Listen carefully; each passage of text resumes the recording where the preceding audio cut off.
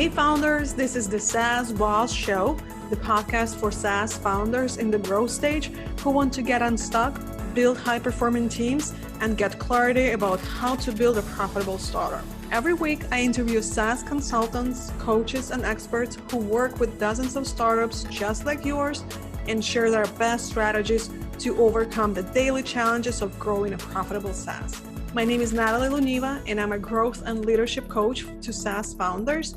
And I'm also married to a SaaS founder. And I'm so pleased that you've joined us on this conversation. Hi, everyone. Today, it is my pleasure to interview Ben Dell about transitioning from founder to CEO of a company and knowing what kind of founder you are. Welcome to the show, Ben. Hey, thank you. Actually, it's a little bit more than that. It's transitioning from founder to CEO and then back to founder. And I think that's kind of the essence of some of the learnings that I've had over the last few years. All right. So tell us, how did you become a founder? Well, I've always been in business. It's something that I've always found that it's either ingrained in you or you just learn through needing to sort of build your life in that way. But for me, it's always been something that I was going to do, run my own business of some description. So I've been in business since sort of 21, 22. I think I worked for someone else for a full year, and that was enough. And I ran an agency here in the UK for 10 years and sold that about 3.5, 4 years ago. And then since then, I've been full-time in SaaS. I've now got 4 companies under my belt. But what's really, really interesting is that it's only really in the last, and hopefully this is what we'll be talking about, I think, through this conversation. It's only really, if I'm honest with myself, the last 6 months that I feel I am the right founder, that I found my inner founder. I found what really not just makes me tick, but enables me to deliver the most value. And really, I've been kidding myself for the last 10, 12, 13, 14 years. And so, yeah, it's an interesting journey. That is such an interesting statement. Tell us more about that. Well, I think it's, we're always told that, busy doesn't necessarily mean that you're effective in what you're doing. And as much as we understand that from a common sense standpoint and a logical standpoint, that's pretty much your life when you first grow and build a business, whether you have co-founders or whether it's just yourself. I mean, that really is the one unifying thing from one company to another. It's the amount of sweat equity that you put in there. And we often wear that as a badge of honor, and we think that we're doing the right thing because we're doing that. And this is standard stuff that lots of people will say, but it's the thing that starts off my story, because when looking back, that 10 years when I ran my agency was all about being busy, but not just being busy, but being busy because I was doing the role that I thought I should be doing. And it's this idea that I've only just realized in the last sort of 6 months that I've realized that there's a real distinction between founder and CEO. And actually, it's really important that you know what those distinctions are, but also where and how you play best as an individual. Because as an entrepreneur, I always felt the common path, and therefore the expected path, was that you come up with an idea, you grow the company. This is standard stuff so far, but fundamentally that you then evolve into being this super impressive Time magazine sort of esque CEO, someone that can, turn up every day, wear that suit and rally around the troops, grow the team, get nitty and gritty with the finances, with the planning, with the operations, basically be that superstar CEO. And that being the culmination or, the end point, the goal, if you will, of your entrepreneurial career. You start off messy with this idea, you grow it into something meaningful, and then you become this rock star CEO. And in the last sort of 6 months or so, as I said, I've kind of realized that although that's a very, very meaningful, probably quite common path for a lot of people, for me, being that CEO is actually not what I'm good at. Actually, I'd go so far as saying I'm a terrible CEO. I really am, but I'm a fantastic founder. I'm really, really good at coming up with ideas, identifying opportunity in the market, getting something from nothing to something. So that early sort of hustle, if you will, and not just for the sake of it, not just a side project that you work on because you're trying to flex your muscles and you're trying to see whether something has traction, but you never really get it anywhere. I'm actually very, very good at delivering and launching stuff and getting it to market and getting that early traction, those early customers and everything else. But I'm really, really bad at the bits after that. Running that team and doing the day-to-day sort of CEO sort of stuff in inverted quotes is not what I'm good at. And so I guess what I think is an interesting thing for us to talk about today is just challenging those listening to question what type of founder / entrepreneur they are. Now, it might not be as simplistic as sort of saying on the one side, you're a founder, or the other side is a CEO. In my experience, knowing how I'm sort of built and my DNA, that's a useful distinction for me to make. But for you, it might be, that you're particularly good at the financial side of it, but you're really bad at the marketing, or something a bit more nuanced like that. That's what I think is really important. Work out where you feel you can add the most insane value so that you can be busy, but on the right things, and push those things forwards. There is a saying, build a business, not business.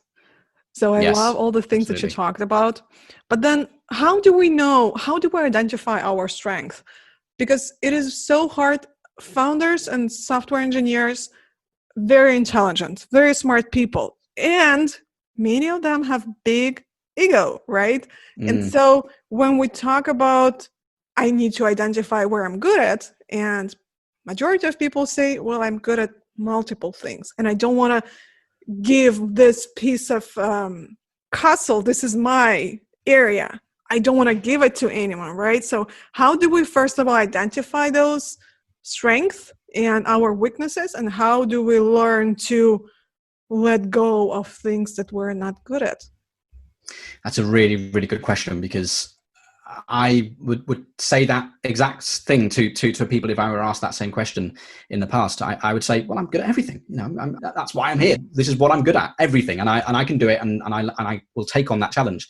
And I think the short answer is, it's not a sexy answer. It's that it takes time. It's that 10,000 hour type thing. I think more so here, this is not about learning a skill in 10,000 hours. This is about learning about yourself over a significant amount of time, recognizing that a certain amount of time is needed for you to observe yourself, to challenge yourself internally, that dialogue, that sort of how you behave, and sort of really just introspect what you do as an individual in your business, to work out at the end of that whether there are any strengths or weaknesses there. Now, in understanding where you have a weakness, in my case, it's being that manager, if you will, the sort of the CEO, doesn't mean that you therefore have to give up something, or that you have to say goodbye, or not think of something as your baby. You just have to recognize that there's someone more skilled in taking it to the next stage. And so for me, what's most meaningful about coming to these sorts of realizations is that it's really, for the very first time actually, because I've been,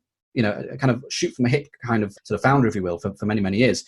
For the first time, it's actually encouraged me to plan further into the future by recognizing the type of company, the type of structure, the type of sort of strategy, if you will, and rollout strategy, and then sort of growth strategy that plays well to my strengths and to everything else. Understanding that has really enabled me to then plan into the future far further than I would have ever done before, how I want to have these things structured. And so that's kind of quite an empowering thing as well. But as I say, the short answer is that you've got to just spend that time, I think, to really be tough on yourself and understand what you're good at and what you're not, because we can't be good at everything. So I wanted to clarify one thing. You were talking about being a manager and CEO. I wanted to clarify that that's actually two different roles. So I read this book, E-Myth Revisited. It's a really good book. I think every founder needs to read it, just to understand that if you decide to be the founder of the company or the CEO, then you are wearing so many different hats, and that's completely different from what you're used to do. And that's being a software engineer, for example. So that's going to open your eyes into all of those areas that you need to take care of even before becoming the founder. But talking about being the CEO, which is really later, and the manager, those are two different hats. In this book, the writer talks about that there are three main hats that any company owner is wearing, and that's being the leader / CEO, then being the manager, and then being the doer. So you need to be, at the beginning, if you are just one person, you need to be wearing all three hats. And also, Seth Godin is really big on distinguishing between the leader and the manager. So in majority of the times, I see that founders are so bad at managing things, but they may be really good at being the leader, and that's leading the product, having the vision where you want to go, and kind of saying, hey guys, let's go with me. So you're the leader. But then there needs to be someone else if you're not a good manager, there needs to be someone else managing the day-to-day. If you don't know how to run meetings, there needs to be someone, or you need to learn how to do that. So it's really what Ben was talking about. It's really, you can go the long route, which is identifying for yourself where your strong sides are and where your weak sides are, or maybe you can take a shortcut. I've read this great book, I think it's called Smart Cuts, and that's all about like the shortcuts basically that allow you to jump on the next level. So if you take this time and identify where your weaknesses are and when your strengths are, and see who you need to add to your team to help kind of on those weak sides. For example, if you're not a good manager, then have someone else help you with that. Then that's really going to be a shortcut, and you're not going to have to make so many mistakes. Like it took you, 13 years, right? You said that you had an agency for 10 years and then you sold it, and then now you have like 3 years, you're the founder, right? Yeah, yeah. So overall, it took you like 13 years to really come to this conclusion, right? Which is long time. So it's really, right now we're talking about, if you are not at the stage yet, it's going to be a shortcut for you to identify where you're good at, where you're bad at, and just be honest with yourself. Yeah, I'd agree. I mean, time is an interesting thing. I don't regret having spent those 13 years doing what I did, because it gets me to where I am today, and that learning is invaluable. And I think I'm always of the opinion that most of the learnings and the mistakes I've made and that most people make are a direct result of having lived through that experience. And you may have a semblance of that learning if you were to read it or to listen to someone talking about it, but to live it, you really embody that. And yes, probably could have cut that 10-year stint at the agency down to 5 or to 2 or something else. But I think in truth, I wouldn't be able to do to the degree I'm doing it now, what I'm doing then, if I'd learned it in the first 2 years, I don't think I would have applied it in the same way. So again, that's not really to sort of tell people that, you shouldn't be reading these things. I think you absolutely should. I think the more you can sort of understand about other sort of approaches out there and other strategies and what other people are doing, I think is really, really powerful. But at some point, you then have to take on that responsibility to embody it and live it yourself in your own world, because your world is going to be entirely unique compared to the world that you're reading about in that book or wherever else it might be. So kind of understanding where that jumping on and jumping off point is, I think, is really important. Did you have anyone helping you along the way? Did you have like a coach or someone who helped you, come to some conclusions, or this was just you? For all of its negative connotations, I suppose, all me. The good and the bad, the good, bad, and the ugly. Yes, maybe that's why it's taken slightly longer. But a coach might have teased it out slightly earlier, perhaps. But again, that kind of is full circle, coming back to the original point, which is understanding the type of founder, the type of entrepreneur that you are. And that's the way I like to do things. People often talk about situations that give energy rather than take away energy. And the second I feel as if I'm in a job, or that I'm tied to a desk, or that I have now a daily responsibility to turn up and do X, Y, Z that is imposed upon me rather than me deciding to do it in many ways, for me, that saps energy, and you don't get the best me. But it's only really recently that I've kind of realized that. So yeah, that's kind of my DNA. That doesn't mean it's yours or that it should be anyone else's, but that's kind of how I get the most value out of my skills, basically. So what you're saying is identifying what type of founder you are. What types of founders are there? Good question. I was reading this book. So Rob, who's running a HeySummit for me, was my partner there. He sent me a book a while ago called The Founder's Dilemma. And I don't know if you've come across it. I think it's fairly popular on Amazon and all that sort of stuff, on all those lists. I would like to say it's well worth going out there and buying it, but I only got as far as the first chapter, because it was one of those books where it kind of posed certain sort of juxtapositions, if you will, sort of distinctions between, are you this type or this type? And I only got as far as the first one because it really, really stumped me. And it was, so to your answer, what different types are there? I probably could tell you all the different 20 types if I'd finished the book, but I can only tell you the first sort of distinction, if you will, because that's as far as I got. And it was this really interesting distinction, and I'm going to bastardize the quote here, but it was something along the lines of, what type of founder are you? Are you someone who wants to be king, or do you want to be rich?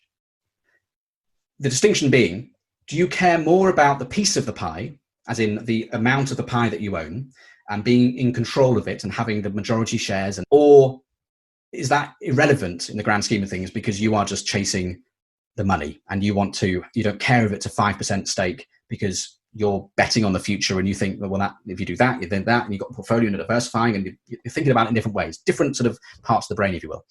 And I always thought prior to reading that statement that of course, it's about the riches. Why else are we in business beyond, that hopefully is what you're good at and that's what nourishes you and everything else.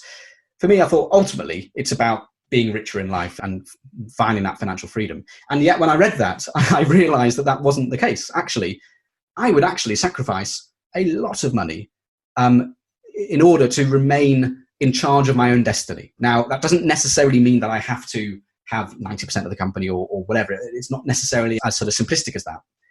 But I definitely realized that I needed to own the process, if you will. So there is one distinction for you. Are you someone that needs to own the process, be in charge of that company from an equity standpoint, or perhaps just in terms of direction or vision or something else? Is that important to you, the ownership side, or is it really just about jumping on the bandwagon, so to speak, and driving as much value as possible and not really caring about obviously being morally positioned and everything else, of course, but doing it the right way, but ultimately chasing the financial reward beyond anything else? I think it's an interesting question. So you're currently involved in 4 companies. Yes, four active companies, yeah. As if 1 is not enough. It's not, and 4 is not enough. I'm already planning the next one. Doesn't mean it's the right route, it's just the right route for me, and it's the one that kind of just excites me, and it's kind of the route I like to take.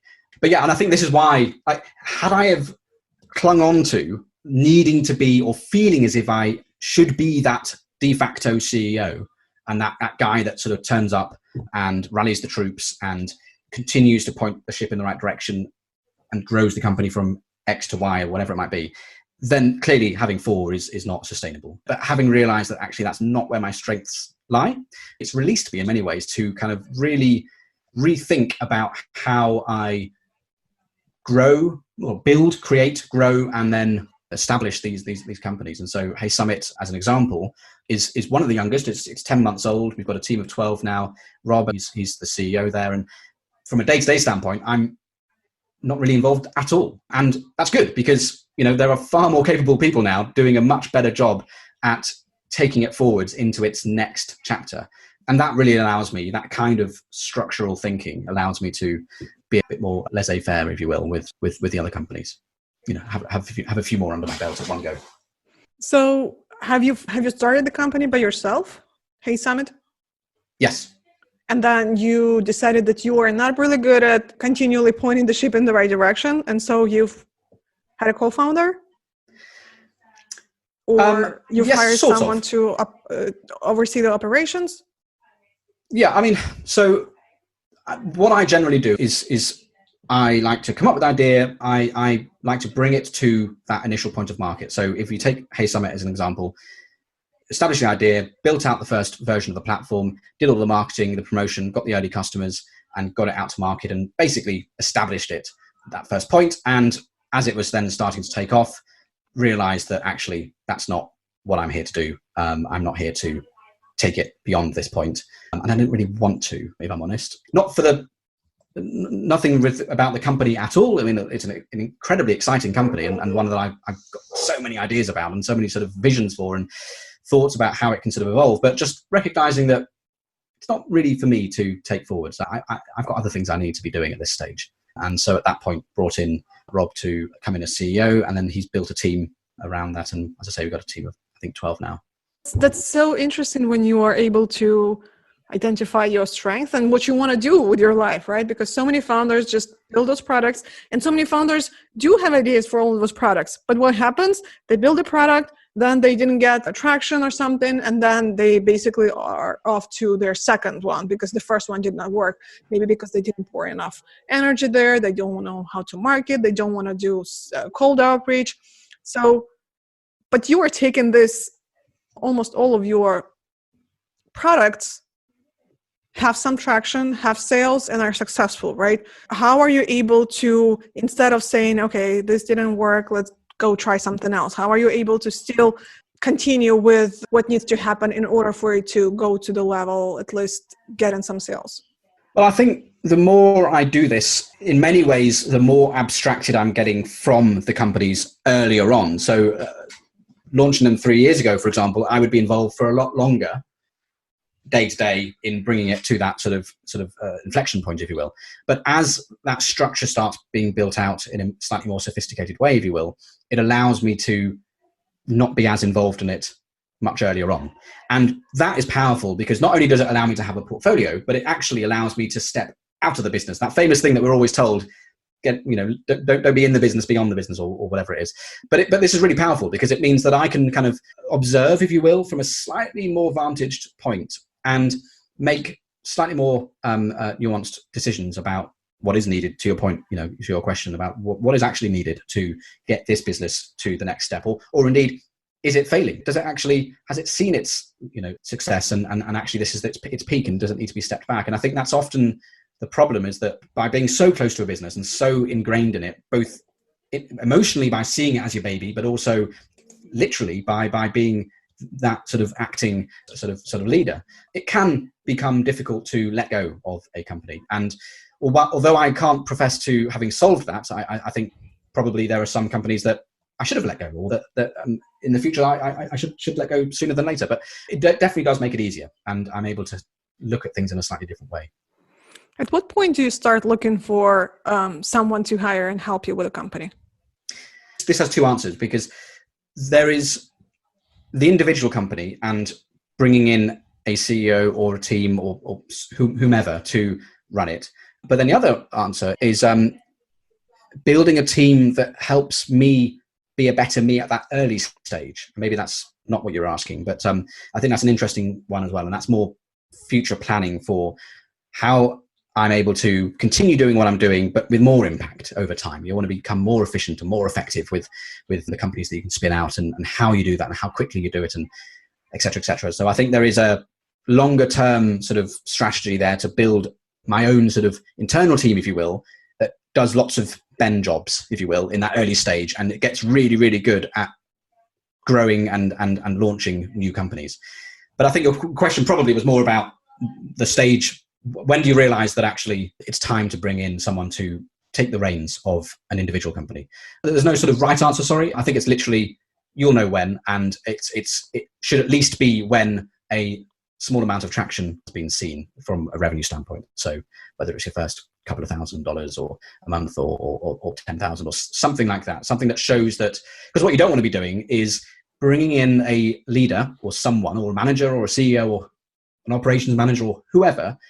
If you bring them in too early, when the company has not yet found its feet, then the danger is that you spend all your time now coaching this person to bring that company to that stage. And that person, by definition, isn't really the best person to establish that very early growth. By definition, you're bringing them in because they are very good at growing it from a point of early traction beyond. And so bringing them in too early, actually you become distracted, and even worse than that, you are now an extra step removed from that company, because you're now looking at it through their prism, through their eyes.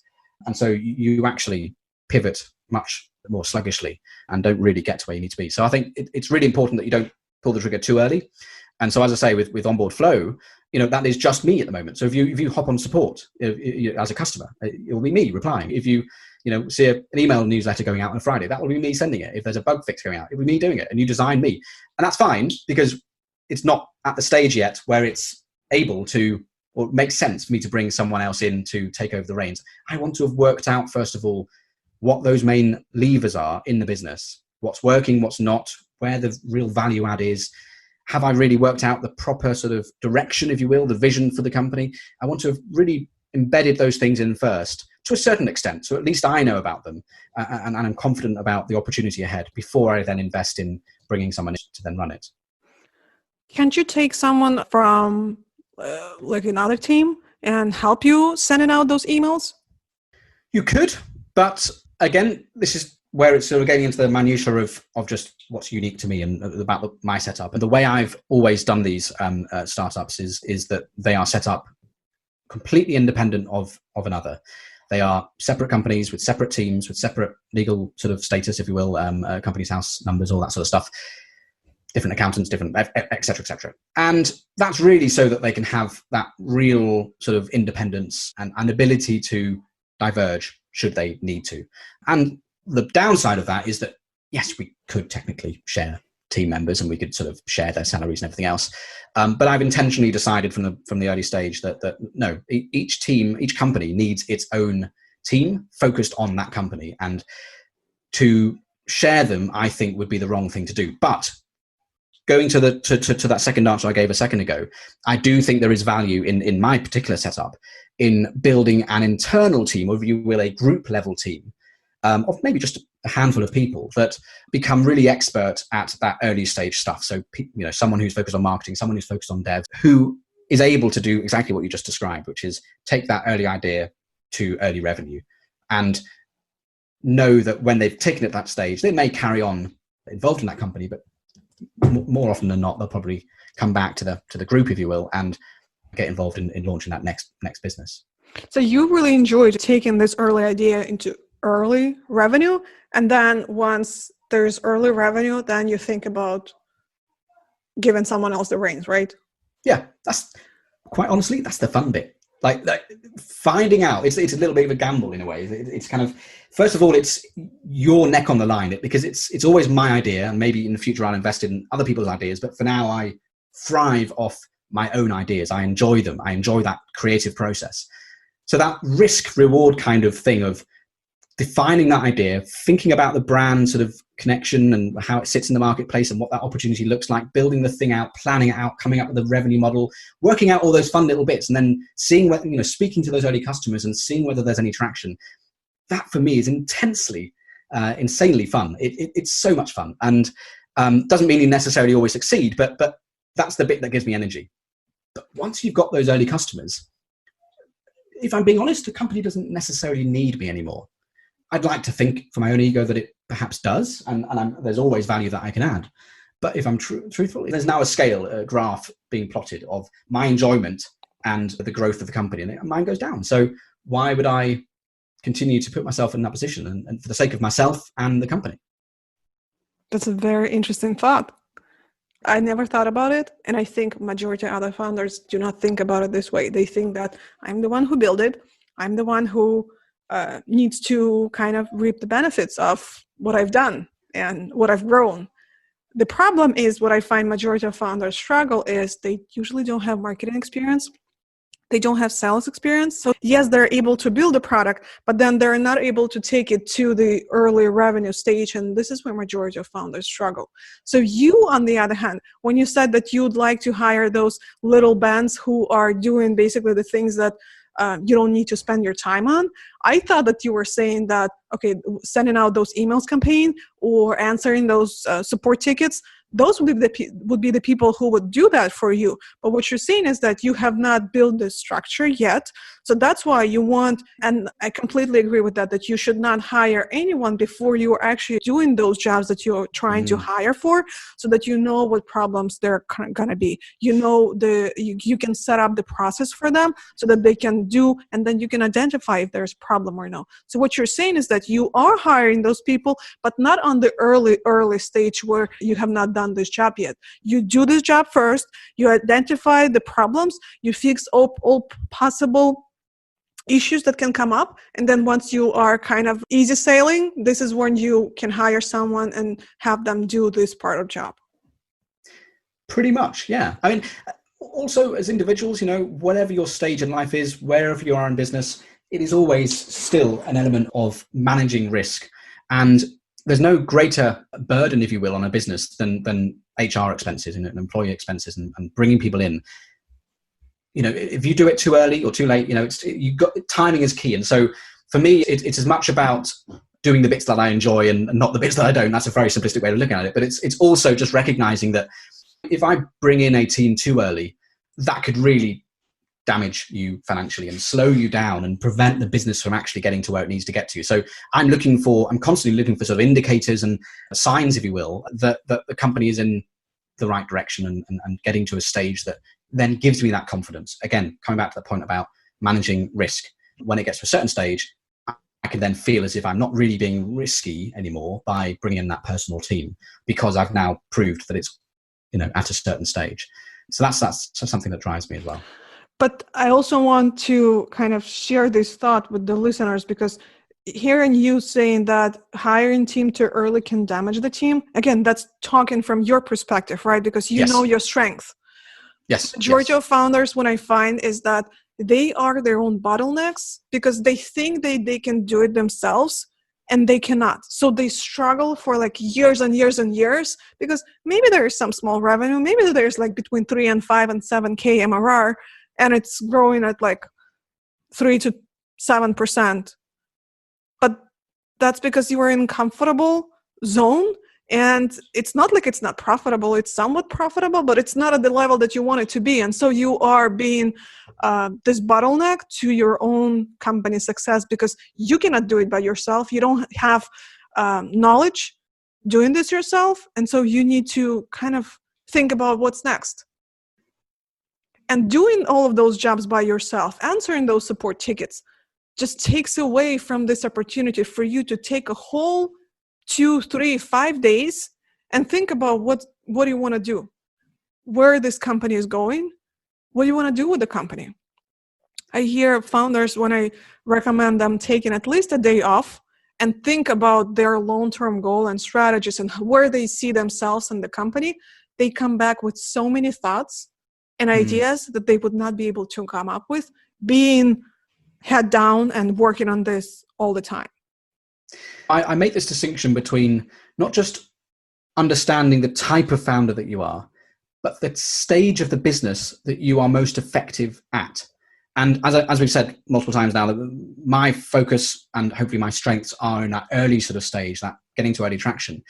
And the benefit of thinking about it in that sort of staged sense, I thinking about the particular stage that the company is at, is that it allows me, almost gives me permission to go head down in the way that you're describing just now, in terms of being fully focused and head down, doing the support and doing the emails, doing the dev, doing the marketing, doing the webinars, doing the whatever else it might be. But knowing that it's a short-lived experience.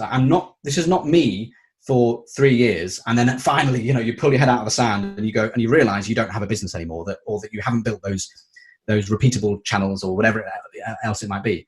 So I agree with you. I think if you're not careful, you can be doing these things and just revert to being busy.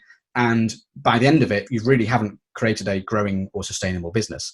Hopefully what I'm doing is doing it in such a way that I'm time boxing that period, because the way I throw myself into these early stages is absolutely not sustainable. But it's because it's such a time boxed affair that I naturally create this sort of rhythm, if you will, in my as months and years go by. I sort of create this sort of rhythm where I'm working obsessively in the way we just described, but then maybe having a month where I'm then hiring someone to then run that company, and then another sort of few weeks where I'm thinking about the next thing. And so there's a lot of on and off, that sort of natural rhythm, if you will, that I think is a byproduct of just the way I've sort of structured things. Again, totally personal to the way I do things, not necessarily the way you should do it. But for me, I think it kind of works right now because it has that sort of stop and start sort of approach.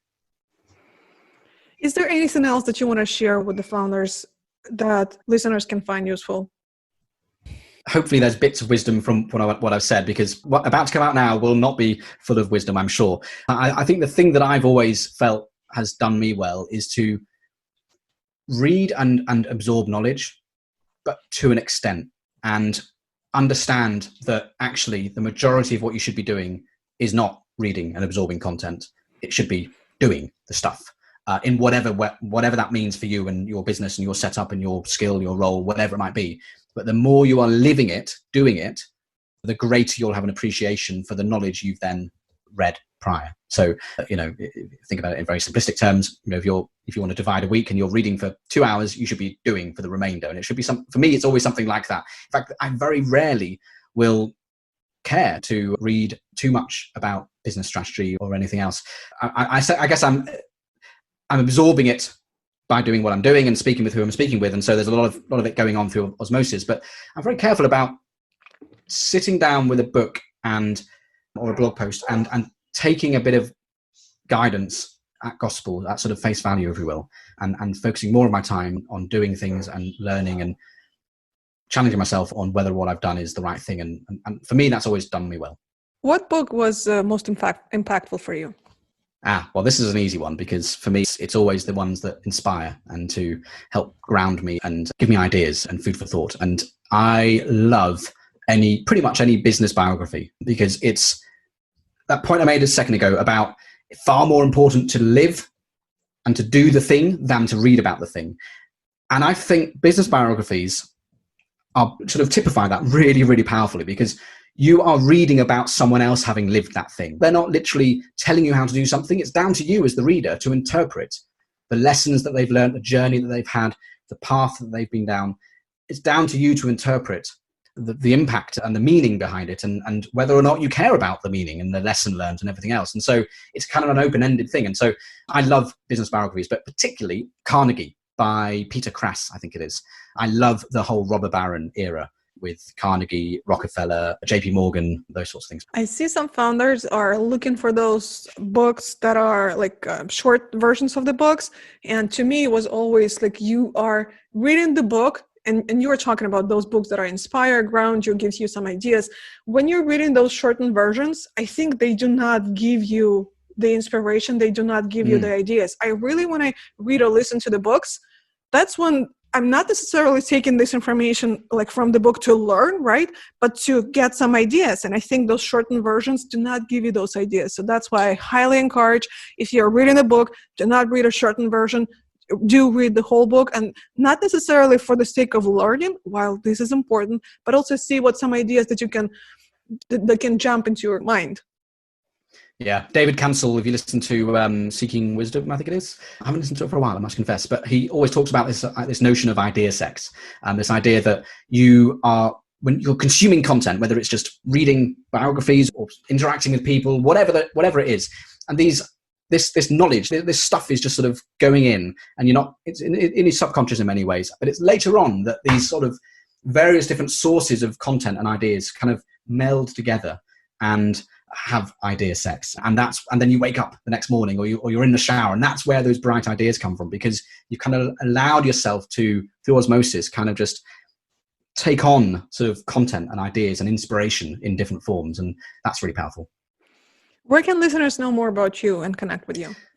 God, if you want to know more about me after this, God help you. I'm on Twitter at Ben Dell, Bendell. I need to do more. I'm much more of I think most of us like this. I'm more of a consumer or a reader, if you will, a consumption sort of Twitter person than I am a writer, but I need to do more of that.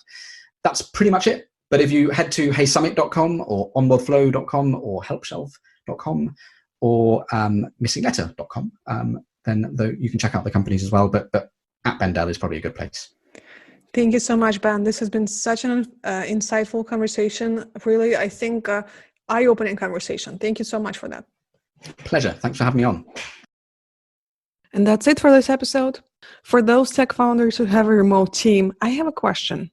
Do you find yourself that it's much faster for you to do things by yourself than waste all of that mental energy delegating tasks to someone? And so you either don't hire anyone, or if you already have a remote team, you're guilty of doing those tasks by yourself, because there's just so much energy goes into delegating the tasks and then just managing people. Are you able to take a few days off and not be worried that your servers will go down or your support is going to blow up?